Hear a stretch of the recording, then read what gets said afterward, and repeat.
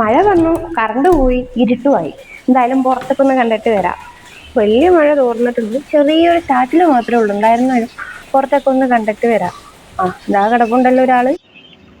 ഞാൻ കാണിച്ചു തരാം എന്താണ് ഞാൻ ഈ പറയുന്നതെന്ന്. കമ ഇടയ്ക്ക് ഇങ്ങനെ സൗണ്ടൊക്കെ കേൾക്കും കേട്ടോ. വണ്ടിയുടെ സൗണ്ടും പിന്നെ കിളികളുടെ സൗണ്ടും വീട്ടിലെ ലവ് ബേർഡ്സ് ഒക്കെ ഉണ്ട്. അതിന്റെ സൗണ്ട് കേൾക്കാം. ഇതാണ് ഞാൻ പറഞ്ഞ സാധനം. കാണുമ്പോൾ മാങ്ങ പോലെ തോന്നും, പക്ഷെ മാങ്ങയല്ല. ഇതിന് മുട്ടപ്പഴം എന്നാണ് ഇവിടെ പറയുന്നത്. നിങ്ങളുടെ നാട്ടിൽ എന്താ പറയുന്നതെന്ന് എനിക്കറിയില്ല. അറിയുന്നുള്ളവർ കമന്റ് ചെയ്യൂ.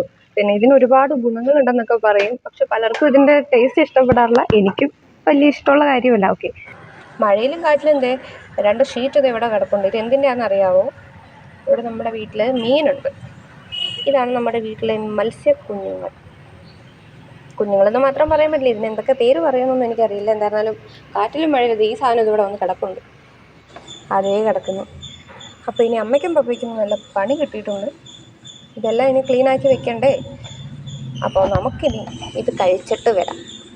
ഞാൻ അധികം കഴിക്കില്ല, എങ്കിലും കുറച്ച് ടേസ്റ്റ് നോക്കും എന്നത് മാത്രമേ ഉള്ളൂ. അപ്പോൾ ഓക്കെ, ബൈ.